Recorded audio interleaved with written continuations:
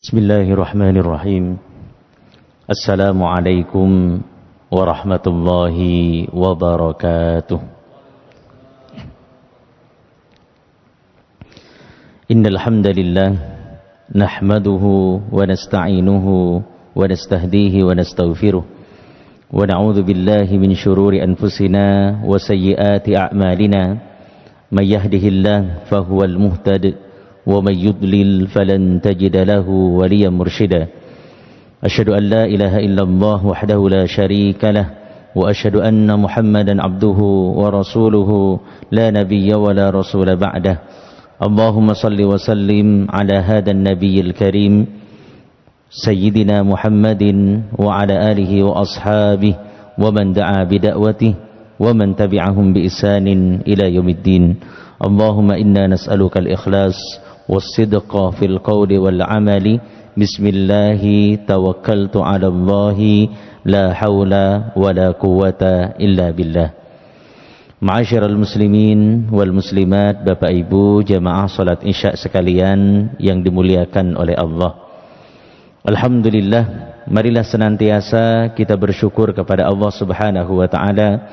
Marilah senantiasa kita memuji Allah atas segala nikmat, rahmat, inayah, ma'unah, hidayah dan taufik yang Allah limpahkan kepada kita semua.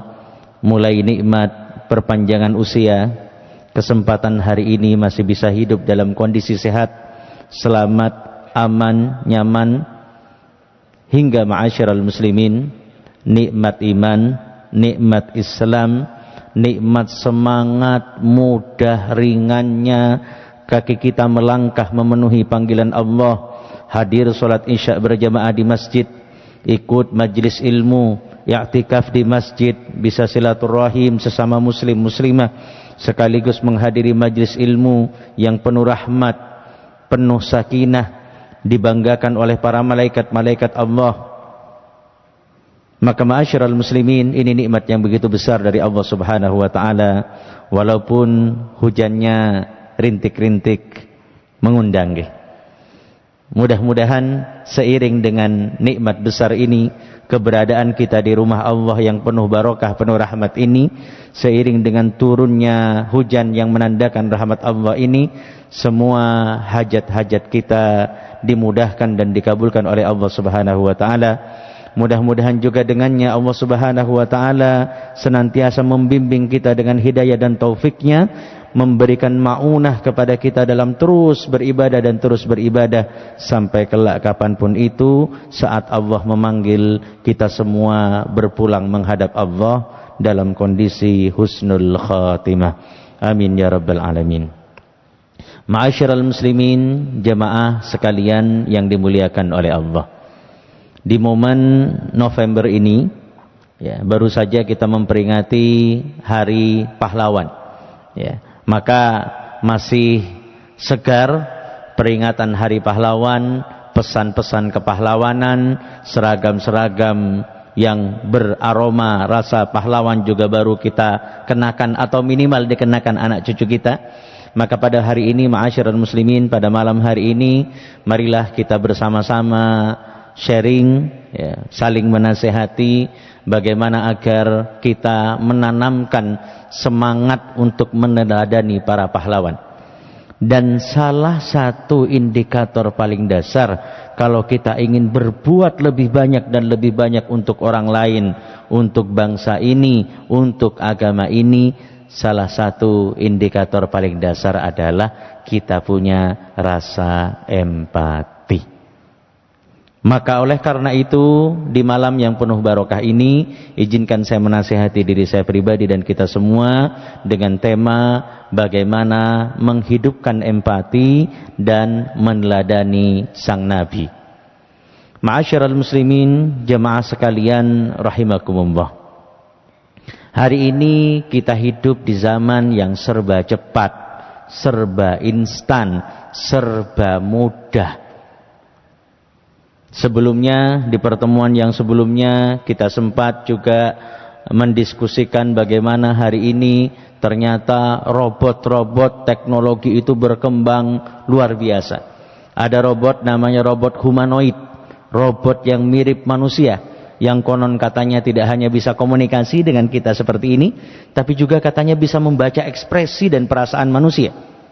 Sehingga robot-robot yang semakin mirip manusia ini lama-kelamaan semakin mengambil alih tugas-tugas manusia. Mereka membantu manusia dalam hal-hal teknis kaitannya dengan produksi misalkan. Tapi tidak hanya produksi. Mereka juga membantu dalam hal-hal yang bahkan yang halus-halus dan lembut-lembut. Saya pernah berikan contoh, rekan kami menceritakan robot-robot itu ternyata juga bisa difungsikan sebagai chef, Pak. Sebagai koki. Koki yang kalau masak itu bukan hanya sekedar menghidupkan dan mematikan kompor. Bukan hanya sekedar mengemas hasil masakan menjadi kemasan yang apik. Tapi bisa menakar seberapa banyak merica yang dibutuhkan. Bisa menakar kurang asin atau kurang manis. Belum masuk di logika saya. Kok bisa robot seperti itu? Tapi kenyataannya hari ini teknologi memang berkembang begitu cepat. Sehingga robot-robot itu menjadi semakin mirip dengan manusia. Tapi sekali lagi seiring dengan robot-robot itu menjadi semakin mirip dengan manusia, ternyata hari ini juga manusianya semakin mirip dengan robot. Kita karena terlalu banyak berinteraksi dengan HP, Pak, dengan teknologi, dengan benda mati, maka kadang saat kita berinteraksi dengan sesama manusia itu tidak ada rasa, tidak ada kesadaran penuh, tidak ada empati. Menurut penelitian, hadirin rahimakumullah, dalam sehari, Pak, kita buka HP itu ya rata-rata menurut penelitian ini kita membuka HP itu sampai 150 kali. Disadari atau tidak? Bukan soal scroll TikToknya, bukan soal baca WA-nya, tapi sekedar ada HP kita pegang, bapak ngaji, baru ngajinya 5 menit sudah buka HP. Walaupun sekedar ngejek 1 detik, tutup lagi, kemudian kita ngaji lagi, gitu kan? Dikit-dikit lagi penasaran kita buka HP. Walaupun sekedar latah. Itu kalau dihitung sehari sampai 150 kali. Penelitian yang lain mengatakan bahwa ternyata daya fokus manusia itu terbatas. Bapak untuk fokus ikut kajian, fokus baca Quran, fokus baca buku, fokus komunikasi dialog dengan orang, ngobrol dengan istri, mendengarkan cerita anak, itu fokus kita terbatas. Dan ketika fokus kita terganggu, terdistrak istilahnya, terganggu, ya tiba-tiba saat kita ngobrol dengan anak, dikit-dikit HP-nya bunyi. Saat kita baru datang ke rumah, tiba-tiba ada yang nelpon. Saat kemudian kita baru pulang, baru melepas kangen dengan anak istri, tiba-tiba teringat tadi percakapan di grup seperti apa, kita buka lagi HP kita. Nah, saat kita terdistrak itu menurut penelitian, itu butuh waktu 5 sampai 23 menit, Pak, untuk bisa fokus kembali. Bapak bisa bayangkan? Sehingga kalau kita ngobrol sama orang, kita memperhatikan orang lain, belum sempat kita mendengarkan dengan baik, kita sudah terganggu fokus kita. Belum sempat kemudian kita menyimak dengan baik, memahami apa yang disampaikan, fokus kita terganggu. Setelah itu kita kembali ngobrol lagi kemudian tidak fokus lagi. Mau fokus masih bermenit-menit dulu.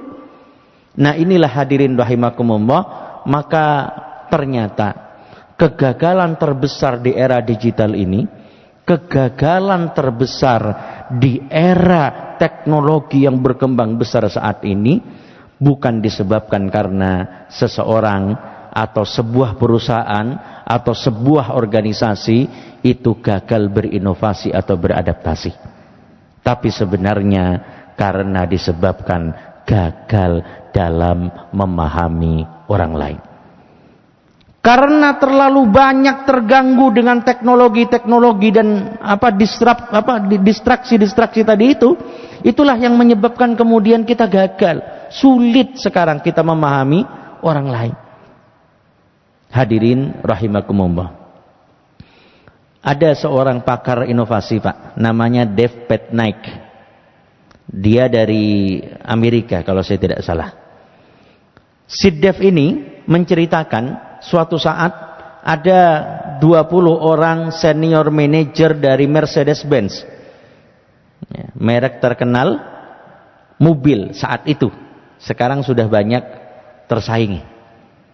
Nah, Mercedes-Benz itu kemudian mengutus 20 orang top manajemennya, senior manajernya, pimpinan kelas atasnya, itu datang ke tempatnya si Dev ini untuk konsultasi, untuk minta di training, untuk minta dilatih, untuk minta fatwa kalau bahasa kita, tentang bagaimana caranya Mercy yang dulu terkenal luar biasa jadi mobil idaman, jadi mobil yang top brand gitu Pak ya, top mind, itu sekarang ternyata sudah tergeser dengan pola perilaku konsumen yang berubah. Sudah terbanyak generasi muda yang tidak hanya membutuhkan kenyamanan tapi juga butuh style, sehingga dengan pergeseran keinginan konsumen ini Mercy kebingungan dan takut kalah saing.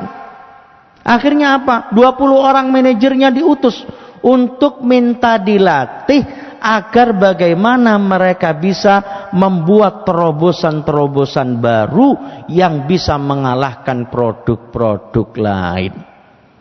Datang jauh-jauh ke San Francisco. Harapannya di San Francisco itu mereka dikasih training-training dengan alat-alat yang hebat, dengan terobosan-terobosan yang menarik, sehingga mereka pulang bisa membuat produk-produk baru. Itu yang dibayangkan. Tapi si konsultan ini menceritakan, kata dia, ketika 20 senior manager itu datang, saya tidak memberikan mereka training khusus. Saya tidak membuka slide seperti ini, laptopnya saya buka, saya ajari mereka, saya ajak mereka seperti halnya training-training keren lainnya. Tidak. Tapi apa yang dilakukan? Sama Dev ini, 20 orang senior manager itu diajak keluar ruangan. Setelah diajak keluar, kemudian dicarikan 20 anak muda di sekitaran sana itu. Ya, kalau kita bayangkan misalkan ini ruangan trainingnya, diajak keluar, diajak ke Lamongan Kota, kemudian dicari 20 anak muda yang ada di Lamongan Kota itu, dipanggil mereka. Kemudian diminta ditugaskan kepada setiap senior manager ini, masing-masing senior manager, masing-masing manager itu untuk kenalan dan ngobrol dengan masing-masing satu anak muda asli daerah situ. Ya, berarti mereka tidak bukan training di ruangan, bukan belajar secara khusus, justru diajak jalan-jalan dan kenalan dengan anak muda. Satu senior manager kenalan dengan satu anak muda. Mereka diminta ngobrol selama 30 menit, diberi waktu khusus, silakan ngobrol, silakan kenalan. Setelah 30 menit, para senior manager ini kemudian dikasih uang, Pak. Katakan kalau sekarang dikasih uang 500.000, katakan bahasa kita biar mudah. Dikasih uang. Untuk apa? Mereka disuruh jalan-jalan lagi keliling Lamongan untuk mencari hadiah. Jadi uang 500.000 itu disuruh belikan hadiah untuk diberikan kepada anak muda yang tadi baru dikenal. Nah, Bapak bisa bayangkan, disuruh kenalan, disuruh ngobrol. Setelah ngobrol, suruh beli hadiah yang cocok, suruh kasihkan kepada orang itu. Ternyata kata Dave Petnaik ini, setelah mereka 20 orang ini mencari hadiah, gitu ya, mencari keliling-keliling memberi hadiah, ternyata sebagian besarnya itu gagal. Kenapa gagal? Karena hadiah yang diberikan itu bukan hadiah yang bisa menggembirakan pemuda yang baru dikenal tadi. Alias apa, Pak? Alias mereka gagal mengenal, gagal memahami anak muda yang tadi diajak kenalan. Kalau di Lamongan itu jajan tradisionalnya apa, Pak? Wingko, Pak ya? Wingko. Ibarat Lamongan itu, Pak, ternyata diceritain Dev ini Ada senior manager yang jauh-jauh datang dari Mercy, datang ke Lamongan tadi, ya, kemudian kenalan sama anak Lamongan, sama remaja di Lamongan. Setelah kenalan disuruh cari hadiah. Lah kok yang jadi hadiah napa wau? Wingko, panganan setiap hari. Tapi ada juga salah satu senior manager yang memberikan hadiah berupa buku motivasi, di dalamnya ada uang, lembaran-lembaran uang, dan itu diberikan sampai membuat remaja yang tadi baru dikenal itu menangis terharu. Ketika ditanya kenapa menangis, pemuda ini mengatakan, saya tadi saat berkenalan, saya sempat bercerita panjang kepada si manajer tadi bahwa saya ini pengen sekali mulai bisnis karena saya sudah lama menganggur. Tapi saya tidak tahu gimana caranya saya mulai bisnis. Maka akhirnya si manajer tadi, hadiah yang dirasa cocok untuk pemuda ini adalah buku motivasi bisnis dengan lembaran-lembaran uang sebagai modal awal. Itu membuat dia terharu. Sehingga Dave Petnaik, seorang pakar inovasi itu mengatakan bahwa untuk bisa sukses, kalau Mercy mau sukses, kalau perusahaan mau sukses, kalau organisasi mau sukses, termasuk individu mau sukses, dengan siapapun mereka berhubungan, tidak butuh yang daki-daki, tidak butuh inovasi ini, inovasi itu, tidak butuh terobosan ini, terobosan itu. Satu saja yang dibutuhkan, kemampuan memahami orang lain. Kalau sudah paham apa yang diinginkan oleh anak muda itu, maka Mercy bisa menghadirkan layanan-layanan baru yang sesuai dengan harapan anak muda.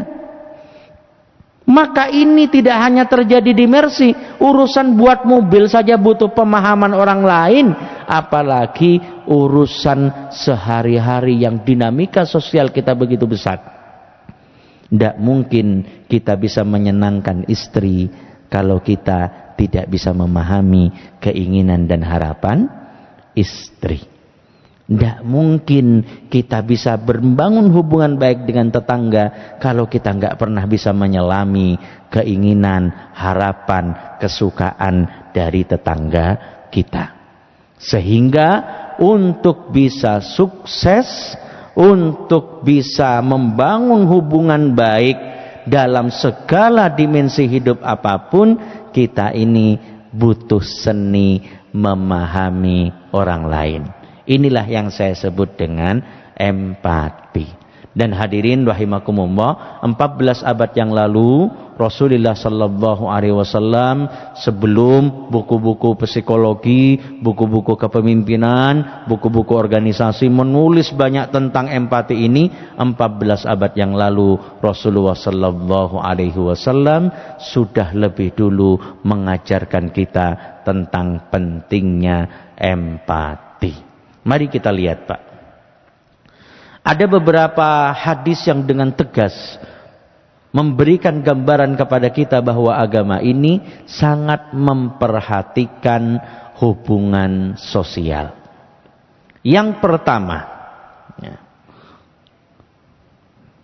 kita bisa lihat di slide ini, dari Abu Hurairah radhiyallahu an, ada seorang laki-laki berkata kepada Rasulullah, "Ya Rasulullah, sesungguhnya ada fulanah." Fulanah ini berarti nama samaran, Pak. Tapi sejatinya laki-laki ini menceritakan tentang seseorang yang nyata. Dan mungkin orang itu juga ada di dekat-dekat kita. Atau bahkan diri kita.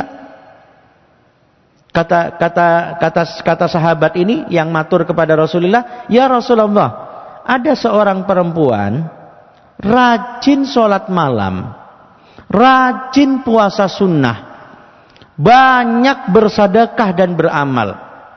Tetapi dia suka menyakiti tetangganya dengan lisannya." Rasulullah sallallahu alaihi wasallam kemudian menimpali kata Rasulullah, "La khaira fiha," tidak ada kebaikan pada wanita itu, "innaha finnar," sesungguhnya ia termasuk penduduk neraka. Tapi sebaliknya sahabat itu penasaran dan terus mengejar, "Tapi ada juga ya Rasul, Wanita lain, yang wanita lain ini amalannya pas-pasan. Sholatnya yang wajib-wajib saja. Nyaris tidak pernah tahajud. Rawatib juga mungkin jarang-jarang atau tidak pernah. Yang wajib-wajib saja. Sholat fardu rawatibnya saja yang dikerjakan. Sholat sunnah rawatibnya mungkin jarang. Tahajudnya mungkin belas. Duhanya mungkin juga tidak pernah. Dan sedekahnya sedikit sekali. Mungkin sesekali saja dia sedekah. Namun Rasulullah, orang itu tidak pernah mengganggu orang lain. Apa kata Rasulullah sallallahu alaihi wasallam? Innaha fil jannah, hiya min ahlil jannah. Sesungguhnya perempuan tadi termasuk penduduk surga. Bapak kalau lihat perbandingan ini, ibu kalau perhatikan perbandingan ini, maka kita bisa menangkap bahwa ternyata standar tuntutan hubungan sosial kita dalam perspektif agama Islam, standar hubungan kita dengan sesama itu lebih besar tuntutannya daripada hubungan kita secara vertikal. Kalau hubungan vertikal sebenarnya yang penting sholatnya baik saja yang wajib-wajib. Zakatnya jika sudah masuk kategori muzaki, zakatnya dikerjakan. Puasa wajibnya dijalankan. Yang sunnah-sunnah tidak pakai saja. Tapi yang standar-standar ini dipenuhi. Tapi dia bisa menjaga akhlaknya. Tapi dia tidak mudah menyakiti orang lain. Tapi dia keberadaannya itu tidak membuat orang lain terganggu. Kata Rasulullah, dia di surga. Tapi sebaliknya, belasan juz yang dibaca, puluhan rakaat yang dikerjakan, miliaran rupiah sedekah wakaf yang dikeluarkan, tapi lisan ini mudah mengganggu orang lain, lisan ini tidak peduli pada nyaman tidaknya orang di sekeliling kita, ngomong kita itu tidak pernah liting kanan liting kiri, melihat orang senang atau tidak dengan ungkapan kita. Maka orang seperti ini kata Rasulullah dengan tegas, hiya min ahlin nar, dia termasuk golongan penduduk neraka. Maka kita menyadari bahwa standar yang ditetapkan agama ini terkait hubungan sosial ternyata tuntutannya lebih besar daripada hubungan vertikal. Tapi kalau sholat fardunya terlambat terus, ya salah Pak. Kalau sholat subuhnya kadang bolong, ya salah. Setidaknya yang wajib-wajib dikerjakan dengan baik, akhlaknya baik, surga kata Rasulullah. Hadis yang pertama. Hadis yang kedua, hadirin sekalian rahimakumullah, Rasulullah sallallahu alaihi wasallam menyampaikan dalam hadis ini kalimat yang tegas sekali, diulang sampai 3 kali dengan sumpah pula. Wallahi la yu'min. Wallahi la yu'min. Wallahi la yu'min. Demi Allah tidak beriman kata Rasulullah. Demi Allah tidak beriman. Demi Allah tidak beriman. Para sahabat bingung ketika mendengar Rasulullah berapi-api menyampaikan seperti itu. Sahabat bertanya-tanya, qala waman ya Rasulullah, ya. Qila waman ya Rasulullah. Dikatakan pada Rasulullah, siapa yang tidak beriman itu ya Rasul? Mari kita perhatikan, Pak. Ya, kata Rasulullah sallallahu alaihi wasallam, alladzi la ya'manu jaruhu bawa'iqahu. Demi Allah tidak beriman. Demi Allah tidak beriman. Demi Allah tidak beriman. Ditanya pada sahabatnya, siapa ya Rasul yang tidak beriman? Mari kita perhatikan kalimat Rasulullah. Yang tidak beriman itu adalah seseorang yang tetangganya tidak merasa aman dengan gangguannya. Pak, Bu, ngapunten. Ini pilihan kalimat yang menurut saya dalam sekali. Rasulullah di hadis ini tidak menyampaikan tidak beriman seseorang yang mengganggu tetangganya. Itu sudah jelas. Atau seseorang yang menyakiti tetangganya. Itu sudah jelas. Tapi lebih dalam lagi Rasulullah menyebutkan cirinya itu dari perspektif tetangganya, bukan dari perspektif dirinya sendiri. Rasulullah itu menyebutkan cirinya itu berdasarkan perspektif korban, bukan perspektif pelaku. Artinya apa? Seorang muslim dituntut memiliki sensitivitas sosial yang tinggi, di mana kemudian iman itu diukur dari bagaimana orang lain merasakan kehadiran kita. Mungkin ada aktivitas kita, parkir mobil kita, itu mungkin tidak sengaja ingin mengganggu orang lain. Tapi karena kita parkir mobil di tempat yang mungkin juga lewat-lewatannya orang lain, ada orang lain yang merasa terganggu dan tidak senang. Kata Rasulullah, orang seperti ini tidak beriman atau tidak sempurna imannya. Padahal tidak sengaja barangkali, padahal tidak bermaksud buruk barangkali.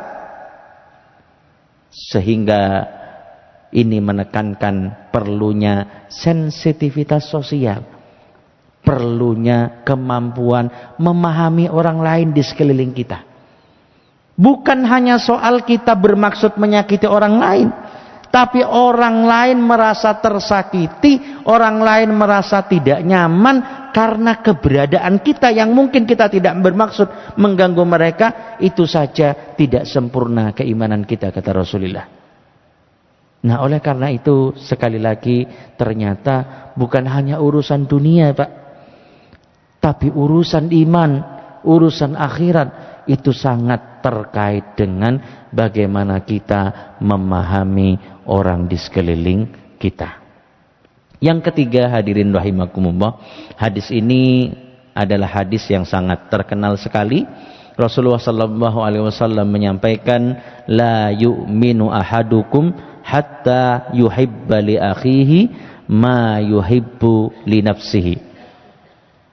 Salah seorang di antara kalian, kata Rasulullah, tidaklah beriman atau tidak sempurna iman salah seorang di antara kalian sampai ia mencintai saudaranya sebagaimana dia mencintai dirinya sendiri.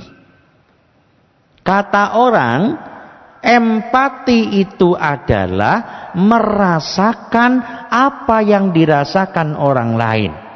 Kalau orang lain, tetangga kita, saudara kita, itu merasa susah, sedih, atau nelongso karena mungkin lapar, tidak ada yang bisa dimasak, kemudian kita tahu dan kita bisa merasakan bagaimana nelongsonya dia, maka itulah empati. Sebagaimana kita merasakan dia nelongso ketika lapar, kemudian kita kembalikan pada diri kita, seandainya itu terjadi pada diriku, aku merasa nelongso. Maka memposisikan diri seperti orang lain atau memposisikan musibah orang lain seperti diri kita sendiri, itulah yang dimaksud dengan hadis ini. Sehingga dalam Islam kita dituntut untuk tidak memikirkan diri sendiri. Dan kalau hadis ini bisa dipraktekkan, Pak, selesai semua penyakit hati. Selesai semua penyakit hati. Dan mudah kita membantu orang lain. Mari perhatikan, Pak. Kalau orang lain senang, kalau kita melihat hadis ini, nggih. Kalau orang lain senang, kalau kita melihat orang lain senang, maka mestinya kita juga senang. Kalau melihat orang lain sedih, maka mestinya kita juga sedih. Yang terjadi seringkali, kita itu hanya tahu saja orang lain kena musibah, atau mungkin paham saja bahwa orang lain sedang bersedih karena musibah tersebut, tapi kita tidak mampu berusaha merasakan kesedihan yang dirasakan oleh orang itu. Yang sering terjadi saat tetangga kita ganti mobil. Kira-kira tetangga yang ganti mobil senang napa mboten, Mbak? Senang. Kemudian apa yang kita rasakan saat melihat tetangga kita ganti mobil? Kalau senang masa ngerasani, Pak. Maka rumus Rasulullah SAW ini sebenarnya bisa menggerakkan kita untuk membantu orang lain dan bisa mensucikan hati kita dari berbagai penyakit hati. Mudah kita menghilangkan penyakit dengki. Karena kalau ada orang tiba-tiba baru ganti mobil, minggu depannya renov rumah, minggu depannya lagi beli rumah baru, gitu ya. Dia senang, maka mestinya kita juga senang. Tidak ada perasaan dengki karena kesenangannya adalah kesenanganku. Ketika ada tetangga yang kesulitan, kita merasakan kesulitannya, mudah kita tergerak untuk saling membantu. Inilah akhlak dan tuntunan Rasulullah sallallahu alaihi wasallam. Nah, yang keempat, hadirin rahimakumullah, ya, Rasulullah sallallahu alaihi wasallam menyampaikan ar-rahimuna yarhamuhumur rahman. Irhamu man fil ardi yarhamukum man fis sama. Setelah kemudian kita memahami bahwa kita perlu banyak mampu memahami perasaan orang lain, mampu merasakan apa yang dirasakan orang lain, dan dengan itu muncullah rasa kasih sayang, rasa peduli, rasa keinginan saling membantu. Maka apa janji Rasulullah sallallahu alaihi wasallam? Orang-orang yang penyayang akan disayang oleh Allah yang Maha Rahman. Sayangilah orang-orang yang ada di bumi, maka ketika engkau mudah menyayangi orang lain, engkau pun akan disayang oleh Dat yang ada di langit.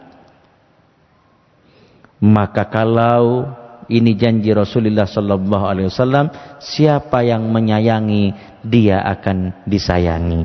Siapa yang mudah membantu dia akan dijamin hidupnya oleh Allah Subhanahu wa taala.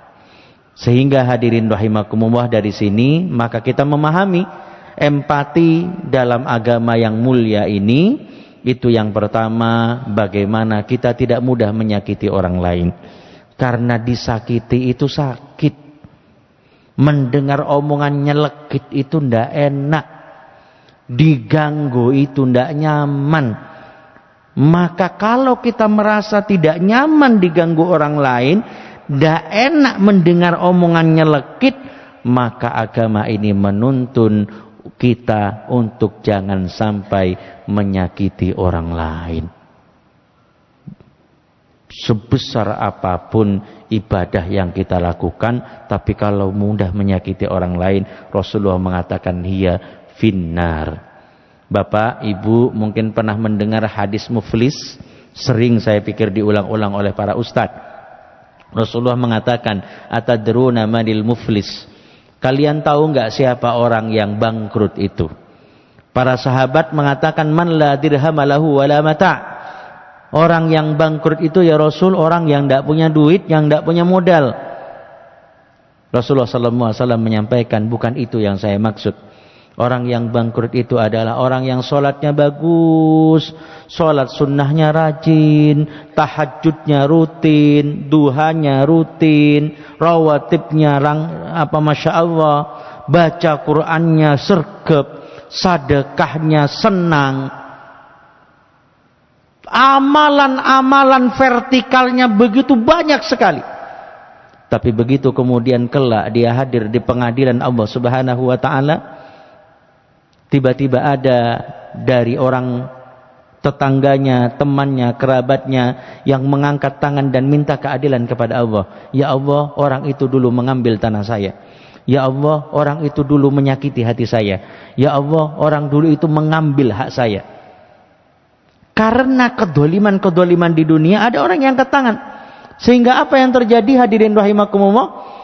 Kebaikan-kebaikan yang dilakukan di dunia tadi, pahala sholat, pahala puasa, pahala baca Quran, pahala sedekah, pahala-pahala yang begitu banyak tadi, karena ada orang yang menuntut keadilan akhirat, diambil oleh Allah dan dipindahkan pahala tersebut kepada orang yang didolimi. Ada lagi yang menuntut tetangganya yang lain, saudaranya menuntut, orang tuanya menuntut. Karena begitu banyak yang menuntut, pahalanya dikurangi sampai pahalanya habis. Begitu pahalanya habis, masih ada juga orang yang menuntut karena kedolimannya di dunia, tapi pahalanya sudah habis. Akhirnya apa, Pak? Dosa dari orang yang didolimi tadi itu dipindahkan kepada orang yang dituntut ini. Pahalanya habis, dosanya bertambah. Itulah orang yang bangkrut. Maka empati yang pertama adalah karena tidak ada orang yang mau disakiti, jangan sampai menyakiti orang lain. Yang kedua dari hadis tadi kita mengenal empati itu adalah bagaimana kita juga menyenangkan orang lain, karena semua orang pada dasarnya ingin hidup enak dan aman. Maka jadilah pribadi di mana orang di sekeliling kita merasa aman. Bukan hanya, ini levelnya di atas yang pertama, Pak. Bukan hanya tidak menyakiti orang lain, tapi barangkali diamnya kita, barangkali parkirnya mobil kita, barangkali tanaman di rumah kita, itu membuat tetangga tidak nyaman. Itu saja sudah mengurangi kesempurnaan iman. Yang ketiga, memahami dari kacamata orang lain. Iman tidak sempurna sampai kita mencintai untuk saudara kita apa yang kita cintai untuk diri kita sendiri. Sehingga kemudian yang berikutnya, dengan adanya rasa pemahaman akan orang lain tersebut, kita mudah tergerak untuk saling membantu, saling menyayangi. Nah, oleh karena itu hadirin ma'asyiral muslimin sekalian rahimakumullah, bagaimana kemudian setelah kita tadi memperhatikan 4 prinsip-prinsip empati dalam Islam, maka kemudian berikutnya adalah bagaimana kita menghidupkan rasa empati dalam hati ini. Tentu semua dari kita sangat ingin sekali pahala sholatnya tidak terkurangi, pahala bacaan Qur'annya bisa utuh nanti di akhirat, semua bisa berkumpul di surga. Maka pertanyaannya sekali lagi, bagaimana cara kita menghidupkan empati? Ada 4 tips, Pak. 4 tips sederhana, 4 tips yang mari kita biasakan sehingga kita akan lebih mudah untuk memenuhi kriteria-kriteria empati tadi. Yang pertama, jadilah pendengar yang baik. Jadilah pendengar yang baik. Nasihat buat yang menyampaikan, hadirin rahimakumullah. Di antara yang membuat kita hari ini itu sulit empati, tadi di awal pengantar saya, adalah karena memang saat kita berdialog itu tidak menikmati dialog, Pak. Saat kita sedang ngobrol, apa yang diobrolkan dengan apa yang dipikirkan itu kadang berbeda. Ngobrolnya tidak sepenuh hati. Benar kita ngobrol, tapi saat ngobrol kita buka HP. Benar kita ngobrol, tapi saat ngobrol sebenarnya kita nggak tune in, nggak hadir sepenuh jiwa. Maka yang pertama, jadilah pendengar yang baik.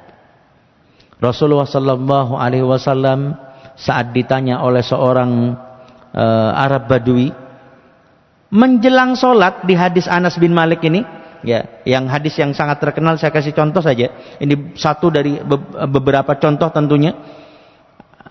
Sahabat Anas kalau saya tidak salah menceritakan, ya, menjelang beriqamah sholat, menjelang pelaksanaan sholat, tiba-tiba ada Arab Badui yang bertanya dengan pertanyaan yang mungkin kalau kita ditanya itu, mungkin kalau kita tidak bisa memahami, kita marahi. Pertanyaannya adalah, mata sa'ah? Ya Rasul, kapan hari kiamat? Ini mau sholat, Pak. Nanya kapan hari kiamat. Padahal sudah tentu konsepsi para sahabat saat itu sudah paham sekali tentang hari kiamat. La ya'lamuha illahu, tidak ada yang tahu kecuali Allah Subhanahu wa taala. Tapi orang ini di waktu yang sangat singkat, di waktu persiapan sholat itu kok dengan apa, Pak, ya? Dengan sok yesnya gitu, Pak, ya. Bertanya, ya Rasul, kapan kiamat? Kapan datang kiamat? Rasulullah Sallallahu Alaihi Wasallam, pemimpin hebat ini, pemimpin yang khusyuk ini, pemimpin yang berwibawa ini, mendengar pertanyaan yang remeh-temeh dan mungkin juga bisa tidak perlu diladeni ini, ternyata bertanya balik di hadis ini. Apa kata Rasulullah SAW? Rasulullah memang tidak menjawab kiamat itu tahun 2000 berapa dulu katanya Pak? 2012 gitu. Tahun 2012, tahun 2000 sekian. Rasulullah memang tidak menjawab langsung, tapi Rasulullah bertanya kembali, wa ma a'datta laha. Panjenengan ini tadi tanya kapan kiamat. Kalau panjenengan tanya kapan kiamat, apa yang sudah panjenengan siapkan untuk kiamat itu? Ini orang kampung, orang pegunungan tanya, bukan pejabat, bukan sahabat besar, bukan orang-orang penting dari sahabat-sahabat Rasulullah. Pertanyaannya juga pertanyaan nyeleneh, tapi Rasulullah menanggapi dengan serius. Panjenengan tanya kiamat, apa yang panjenengan siapkan?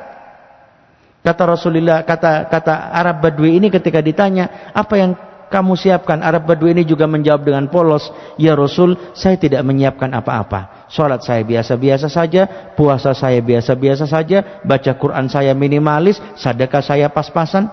Walakin, kata dia, tetapi ya Rasul, uhibbullaha wa rasulahu. Tetapi saya ini cinta kepada Allah dan kepada Rasulnya. Mendengar ini sekali lagi, Rasulullah SAW masih menimpali dengan sangat serius dengan kalimat yang luar biasa. Kata Rasulullah, anta ma'aman ahbabta. Rasulullah kemudian menimpali, kata Rasulullah SAW, bolehlah solatmu pas-pasan, bolehlah baca Quranmu males, bolehlah sedekahmu pelit, tapi ketika kamu mengatakan engkau mencintai Allah dan Rasulnya, maka kata Rasulullah, anta ma'a man ahbabta. Kelak saat nanti di hari kiamat, engkau akan dikumpulkan bersama orang yang engkau cintai. Jawabannya serius, Pak.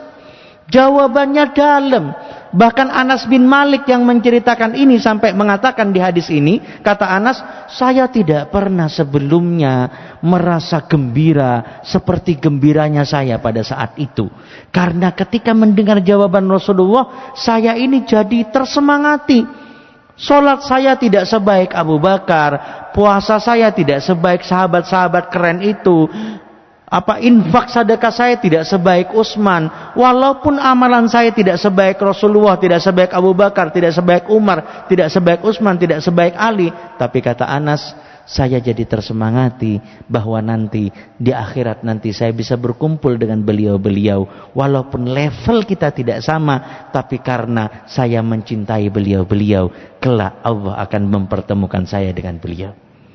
Sampai Anas mengatakan dan terkagum dan terkesan dengan jawaban Rasulullah yang diawali pertanyaan sepele oleh orang yang juga tidak termasuk sahabat-sahabat tenar.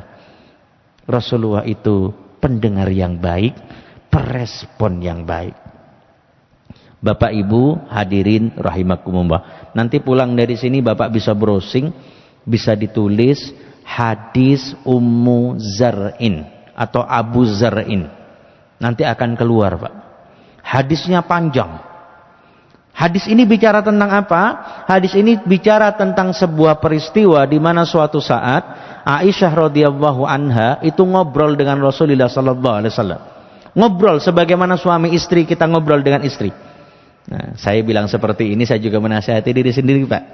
Pertanyaan berikutnya adalah, pernah nggak ngobrol sama istri? Ngobrol beneran, Pak. Rasulullah ngobrol sama Aisyah. Hadisnya panjang. Di hadis ini diceritakan Aisyah radhiyallahu anha saat ngobrol itu menceritakan tentang 11 pasang suami istri dari umat terdahulu. Para ulama ketika mensyarah hadis ini mengatakan bahwa Aisyah bukan ngajak Rasulullah ngerasani. Ya, kita kadang kalau melihat sekilas hati-hati salah persepsi.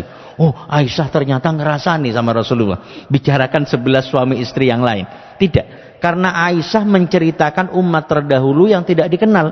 ada 11 pasang suami istri. Diceritakan 11 pasang itu satu persatu. Pasangan pertama, pasangan kedua, pasangan ketiga, sampai pasangan ke-11. Hadisnya panjang. Saya membayangkan, hadirin rahimakumullah, kalau saya mendengar istri saya ngajak saya ngobrol, itu kadang satu informasi penting itu prolognya bisa panjang kali lebar, kan gitu ya. Oh ya Allah, Bi, tadi di sekolah itu hampir saja saya tadi waktu jemput dari sekolah, kapan hari itu istri saya cerita, baru jemput dari sekolah, jemput anak dari sekolah, saat perjalanan setengah hujan, hampir saja sudah dredeg luar biasa, hampir saja. Saya yang mendengarkan juga tertegang, Pak. Hampir apa, Mi? Hampir apa? Itu nggak langsung dijawab, Pak. Ceritanya dari awal dulu. Waktu naik motor, Bi, sama adik, Bi. Panjang, baru ujung-ujungnya ada bola melambung tepat di depan motor, kemudian kena ke motor depannya, akhirnya motor di depan istri saya terjatuh, pas di depan istri saya, untung bisa minggir dan akhirnya bisa selamat. Walaupun yang di depannya itu ternyata terjatuh. Nah, itu cerita itu, Pak. Setelah prolog mungkin 5-10 menit sebelumnya.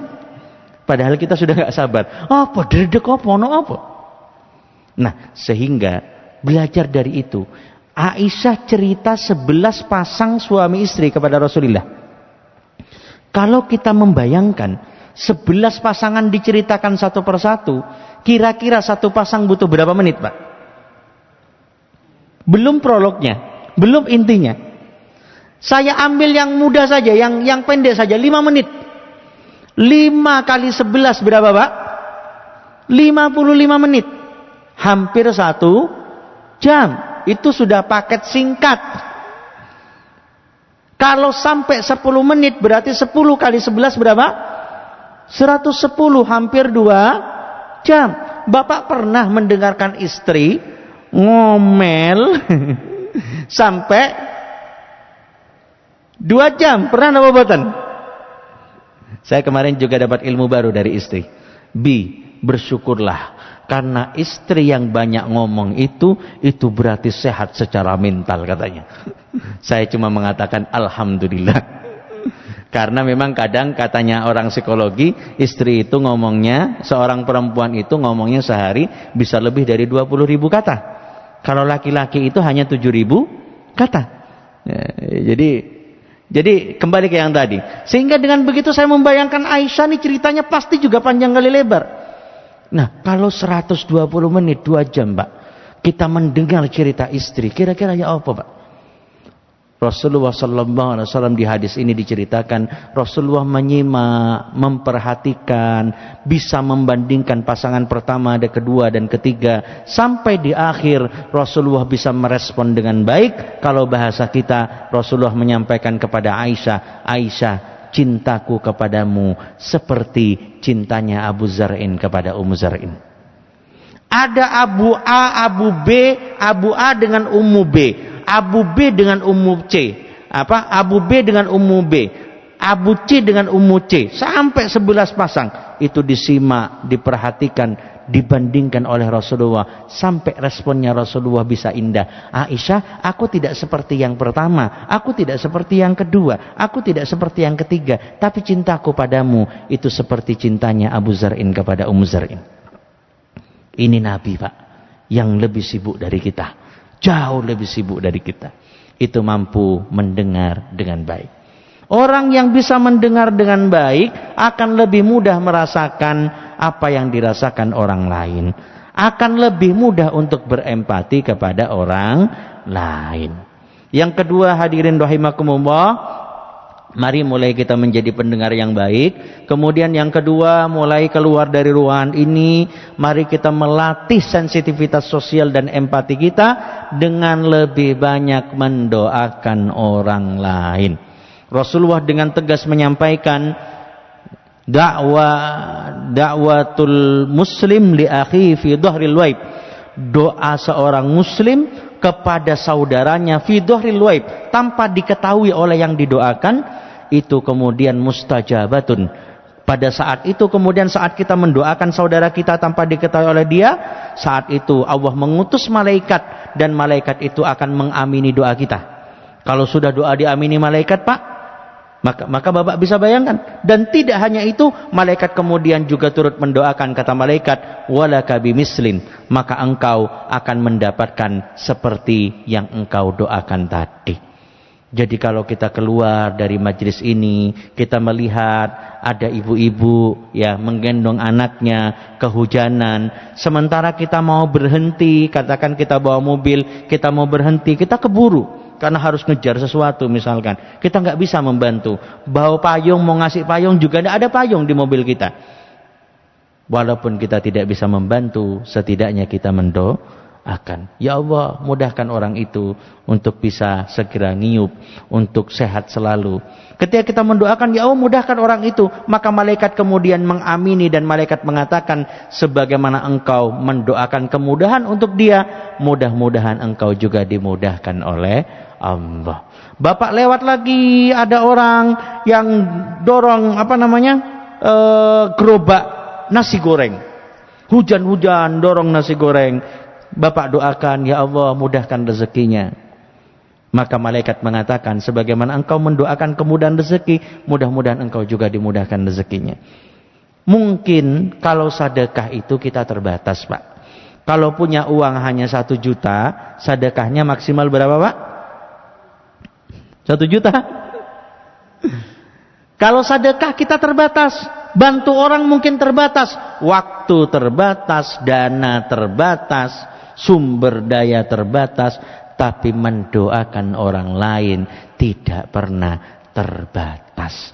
Dengan mendoakan orang di sekeliling kita, maka kita melatih kelembutan hati untuk peduli, untuk memahami susahnya hidup orang lain. Melembutkan hati itu sekali lagi adalah bagian dari iman. Yang pertama menjadi pendengar yang baik, yang kedua senang mendoakan orang lain, yang ketiga terbiasa berbagi. Terbiasa berbagi. Maka hadirin rahimakumullah, mari di antara akhlak yang diberikan, dicontohkan Rasulullah SAW adalah terbiasa berbagi kepada siapapun. Bukan soal berbagi apa. Tadi mendoakan sudah Pak ya, sekarang berbagi. Rasulullah sampai menyampaikan dalam hadis yang kita kenal, kata Rasulullah, ya Abadar, idza tabakhta maraqatan fa'akthir ma'aha wa ta'ahad jiranak. Wahai Abu Dar, kalau kamu sedang masak sayur, masak sop, masak rawon, masak napa malih Pak? Gulai, maka perbanyaklah apanya? Perbanyaklah apanya? Kuahnya apa dagingnya? Betul, perbanyaklah kuahnya dan bagikan itu untuk tetangga-tetanggamu. Loh, kenapa kok perbanyak kuahnya? Karena Abu Dar ini adalah sahabat Rasulullah, termasuk sahabat yang miskin, tidak seperti Abdurrahman bin Auf, tidak seperti Utsman bin Affan. Kalau Rasulullah mengatakan hadis ini kepada Abdurrahman bin Auf, mungkin narasinya beda. Mungkin kalimatnya jadi perbanyaklah dagingnya. Tapi Rasulullah mengatakan ini kepada Abu Dar, maka sahabat miskin ini, kata Rasulullah, seolah-olah Rasulullah menyampaikan, wahai Abu Dar, mungkin kamu sulit berbagi daging, mungkin kamu sulit berbagi sayur. Kalau kamu tidak bisa berbagi daging, kalau kamu tidak bisa sedekah sayur, jangan sampai tidak sedekah. Minimal berbagilah kuahnya. Artinya kebiasaan berbagi itu lebih utama daripada bentuk materi yang dibagikan. Karena dengan berbagi, kalau ada rasa dongkol akan hilang dengan berbagi. Dengan berbagi, rasa kasih sayang akan semakin meningkat. Menjadi pendengar yang baik, senang mendoakan orang lain, terbiasa berbagi, dan yang terakhir hadirin rahimakumullah adalah memahami bukan mudah menghakimi. Dari sekarang Pak, saya mengajak diri saya pribadi dan kita semua, mari kita jaga hati ini untuk tidak mudah menilai dan menvonis orang lain sebelum kita berusaha memahami. Ada hadis yang menarik, peristiwa menarik di mana Rasulullah SAW suatu saat berada di majelis dengan para sahabat seperti ini. Tiba-tiba saat Rasulullah berada di majelis seperti ini, tiba-tiba ada seorang pemuda yang angkat tangan kepada Rasulullah. Pemuda itu angkat tangan dan pemuda itu mengatakan pada Rasulullah, "Ya Rasul, saya minta izin." Minta izin kemana Pak kira-kira Pak? Apa kata pemuda ini? "Ya Rasul, saya minta izin. Tolong izinkan saya untuk berzina." Bapak bisa bayangkan? Di forum yang mulia bersama orang-orang mulia ada pemuda yang berani mengatakan dengan lugas, "Ya Rasul, tolong izinkan saya berzina." Kira-kira respon kita seperti apa kalau kita hadir di majelis itu? Kira-kira penilaian dan vonis di kepala kita langsung keluar apa? Kebacut dong ini. Kurang ajar orang ini. Gak punya akhlak. Ini di majlis yang mulia. Tapi Rasulullah SAW itu dengan tenang, Pak, dengan tenang, tidak memarahi, tidak kemudian menghakimi. Rasulullah SAW dipanggil sama Rasulullah, "Sini mas, sini mas, sini mas." Kemudian apa kata Rasulullah? Rasulullah bertanya dengan lembut, "Mas, pernah nggak kamu membayangkan ibumu dizinai orang lain? Boleh apa enggak?" Kata seorang pemuda ini, "Tidak mau ya Rasul, tidak boleh." "Pernah nggak membayangkan kamu punya adik dizinai sama orang lain? Gimana perasaanmu?" "Nggak terima ya Rasul." "Pernah nggak membayangkan kamu suatu saat punya anakmu dizinai sama orang lain? Bagaimana perasaanmu?" "Saya nggak nerima ya Rasul, saya akan marah." "Mas, ketahuilah, tidak ada seorang pun yang mau, yang rela anak perempuannya, adik perempuannya, ibunya dizinai oleh orang lain." Oleh karena itu bertaubatlah. Dipanggil sama Rasulullah, dipegang dadanya, didoakan langsung oleh Rasulullah. Sejak itu pemuda ini tidak lagi punya keinginan berzina. Ini akhlak Rasulullah SAW. Rasulullah berusaha memahami. Ini anak yang mungkin baru baru puber, kemudian meletup-letup syahwatnya. Maka Rasulullah tidak langsung menghakimi, tapi memahami dan berdialog dengan baik. Maka hadirin rahimakumullah, intinya kalau kita gagal berempati, maka kita akan mudah menghakimi, memvonis orang lain, dan dengan menghakimi dan memvonis orang lain itu kita akan sulit bahagia. Ini di laptop saya 58 menit, masih ada 2 menit. Izin saya tutup dengan kisah yang mungkin sering kita dengar. Izinkan saya ulangi sekali lagi sebagai pengingat untuk kita bersama. Hadirin rahimakumullah, mungkin kisah ini sering di-share di WA. Suatu saat ya, ada seorang istri yang setiap hari punya kebiasaan masak pagi. Setelah dia masak untuk suami dan anak-anaknya, masakannya sudah ready, istri ini punya kebiasaan untuk langsung mendatangi jendela rumahnya. Ngapain? Dia ngamati jemuran tetangganya. Diamati jemuran tetangganya, dan setelah itu dipanggil suaminya, "Mas, deloken mas, jemuran tetangga kita itu mesti lek jemuriku cuciane mesti sik kotor." Nyawang merhatikan, komentari bahwa jemuran tetangganya kotor. Hari pertama, hari kedua, hari ketiga, tiap hari dia menjadi komentator jemuran. Sampai suatu saat setelah dia masak, dia kembali ke kebiasaannya. Kemana tadi Pak? Ke jendela, ngamatin apa? Jemuran. Dia terkejut, dipanggil suaminya, "Mas, apa adik? Loh, biasa nih jemuran tetangga itu kotor, kok saiki wis resik ya? Apa sampeyan wis merono wingi ngajari cara omba-omba sing apik dan benar? Apa sampeyan tukokne mesin cuci sing apik? Apa sampean ngirim tutorial YouTube cara mencuci dengan baik? Kata suaminya, tidak. Lah terus kok wis resik ya? Kata suaminya, Dek, itu bukan karena aku ngirim mesin cuci, aku ngajari nyuci, tidak. Tapi tadi saat adik sedang sibuk masak, saat istriku tadi sedang asik memasak, aku sempatkan ambil kain lap dan pembersih kaca. Aku semprot kaca jendela kita, seret, kemudian aku lap kaca jendela kita ini. Sehingga kalau kemarin lagi adik sibuk mengomentari jemuran tetangga, sebenarnya yang kotor bukan jemuran, tapi yang kotor apa Pak?